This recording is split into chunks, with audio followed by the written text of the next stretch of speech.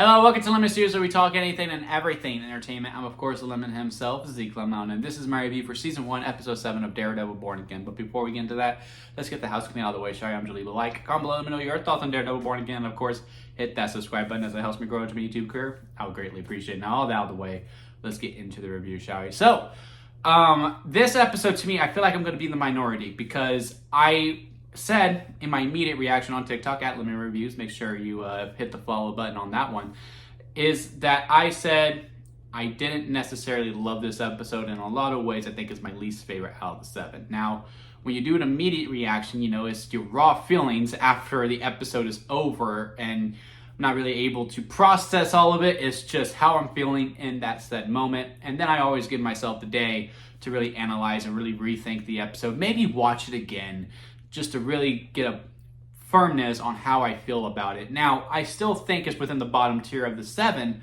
but I don't think it was, it's not the worst episode. None of the episodes are bad.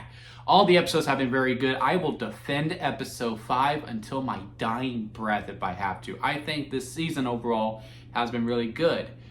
There is just one moment in this episode in particular that not only knocks this episode down to me, but it knocks down the season a little bit for me as well. And that is the choice to kill off Muse.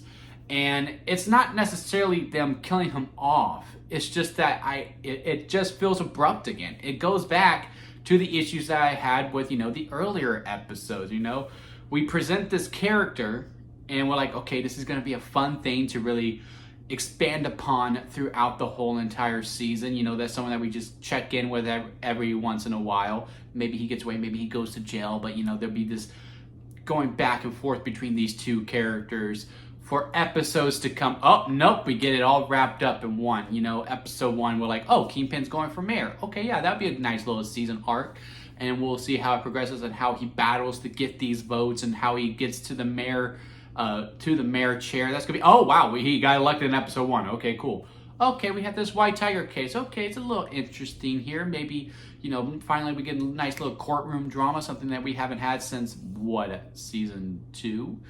I want to say, but yeah, we have this nice little courtroom drama, seeing Matt being a lawyer, give it that focus of the courtroom drama that we've always wanted. Oh my god, they completed the case in one episode, and now here we are with Muse. Granted, multiple episodes throughout, he was teased in episode 1. He has that conversation with Heather, because the reveal, overall, the scene of the reveal was good. I like the back and forth between Kingpin and the cop, and Heather and Muse, or Sebastian, his real name anyway, going back and forth between the therapy session and them talking about him.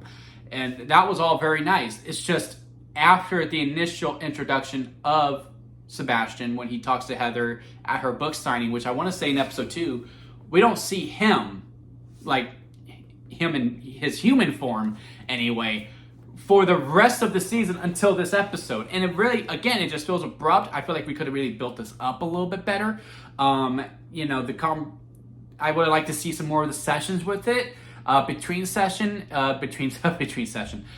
Heather and Sebastian, I think that would have been very much needed. I also would have liked to see the body count built up a little bit. I know the 60 was revealed last week as well, but can you imagine every episode, even if it's the one scene that we have of Muse, maybe he has that one kill where he doesn't have the costume on, because he says, you're the reason why I went down the path that I did. You opened my eyes to myself. This is my true being. And maybe after that initial session, let's say episode 3, because I do think it was episode 2 towards the end when he introduces himself to her, has that one session, goes out, she says, hey, do something that you really love, and he loves killing, then he kills that one person, and then, he paints his canvas and all that, and then we see the Kingpin mural later on, okay? And then episode 4, he gets 2 people, like, he has the costume on, he kills 2, so on and so forth. Every episode, you make sure he claims at least one body. And then as an audience, we're going like, damn, he is racking up some kills. And then we hear in episode 6, he's killed 60 people. We're like, fucking 60 people? Like, that would have been a much more meatier gut punch with it. And then, seeing how Matt needs to get involved, needs to do all these different things. You can see the ticking time clock between him, and we could be more attached to Muse as to just being really intrigued by Muse. Because I was very, very intrigued by him. And the only reason I'm so upset about it, and the one choice to kill him. Some people are telling me, no, he's not really dead. He can come back to life. I'm not very familiar with Muse. I've read a lot of Daredevil, but for some reason that villain is really, really shady on me. I do not know how he will be able to come back. Hopefully they do, but the fact that they killed him off all within this one episode, because this felt like a two-parter with a network television, that it just really upset me. It's a choice that I'm really not a fan of, and I don't really fully defend, because I was really intrigued by the character. I like the actor that we had for Muse as well. I think he's a very talented performer. Maybe he needs to step away from these kinds of roles, because he had basically the exact same role in Wednesday as well, but Wednesday handled him better than they did in Daredevil. But yeah, it's just that one choice with this character that we've been somewhat building up, but not really building up. And then when we got to him, and then we finally focused on him, it just really felt like, okay, now we're getting straight to the finish line. And like, again, it just really felt the runtime against us. And maybe this is a case of the rewrites that really hurt us with it, because I really cannot imagine these were the only things that we shot with Muse and that they only had playing with him. And this is part of the whole chopping block of, okay, now we're bringing in Karen and Foggy again. We're going to go from 18 episodes to 9 episodes. And now we're going to have to really condense things here and there. And, you know, it is what it is. Again, overall, I'm still very much enjoying the show. I'm liking the dynamic between Heather and Matt as well. You know, her seeing the bruises, questioning him, like, look, are you self-harming yourself? And, you know, they're having a nice back and forth.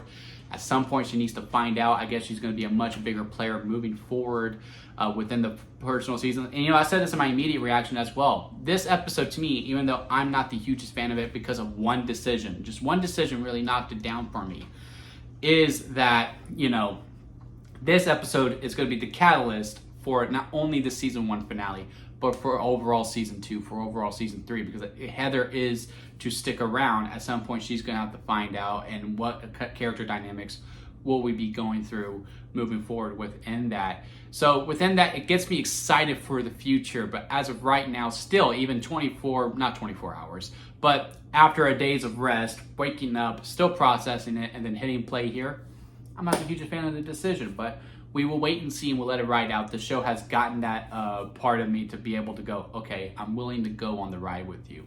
But part of me even still like kind of respects it, because if this was network television, if this was like Law and Order on NBC, this is how it would be. There, you would have your case of the week where it gets solved in that one episode. Someone's going to go for mayor. It all gets resolved in it, because you're going for that home to win the week. You're not trying to win them for the month to get these subscriptions. But I do think maybe for season 2, they need to lean more into how the streaming week to week plan goes through. Where, like, yeah, you need to have these ongoing storylines throughout the whole entire season, as opposed to just your episode of the week. Now, again, that also goes against whatever, because, you know, I'll defend episode 5 to my last breath. I thought it was a good little filler episode. I think we need more of those in television. But again, maybe it's a limit to 1 to 2. And these ongoing storylines, you need to have them ongoing throughout the whole entire season to really let us get more attached to it. But yeah, overall, again, I cannot say it was a bad episode. It was good. It's just the choice to kill him off now, especially when you just started to give him focus, is what really, really hurts not just this episode, but the whole entire show for me. As for the Kingpin stuff, I really like that as well. They really had me going with Vanessa. A lot of people are saying, no, Vanessa sent the hit shot, and Kingpin was just one step ahead of her, and he's going to kill her towards the end. I've never been known Kingpin to kill Vanessa. I will be open to it, but from what I've read of him, he loves her too much. He doesn't have that killer instinct. It's kind of like the reverse Harley Quinn and Joker, although Kingpin is still very much in control throughout the whole relationship, and not Harley Quinn and with Joker anyway, is that, you know, he sometimes is frustrated by her, but like he loves her too much. Like, he cannot let her go. He just can't. Like, that is his driving force. That is his one humane thing. But again, I wouldn't be against it, but I do think she was in on it. But they did have me going for a little bit. I was like, no, Vanessa wouldn't do that. And when they cut to the restaurant, I was like, would she? And then the shot, which was very transparent of the beginning, when he's going, I'm a straight shooter, and it was a straight shot that killed him. That was pretty good. I think that was very, very intentional there. But I think the fact that Vanessa was in on it was Fisk going, text Vanessa and ask her if she wants me to pick up some of these things for it. I think she was in on the plan. But we'll wait to see. I could be very wrong. Maybe we are going to do that Vanessa dies by the hands of Fisk by the end of the season. But again, I just don't fully see that. Maybe later on. But I really hope this season doesn't end with Daredevil versus Kingpin. Again, I think that's the series finale. I don't think it needs to be the season 1 finale. I guess there's a way you could do the fight, but yet still Fisk carries on as mayor or what have you. But yeah, I'm very intrigued by the future. But yeah, this episode overall has me feeling some things, just with the whole structure of how the handling of the show goes. But maybe they will learn those in season 2, and season 2 will be better than this season, which, you know, season 1 it's good. It's good. It hasn't been a bad episode, but it could be a lot better, and I do see that. But yeah, let me know what y'all think about it down in the comment section, comment below. Let me know your thoughts. Leave a like if you made it this far within the review. I do greatly appreciate it. Hit that subscribe button as we do continue on this road together for Daredevil. Until next time, guys, I'll see you here at Lemon Studios.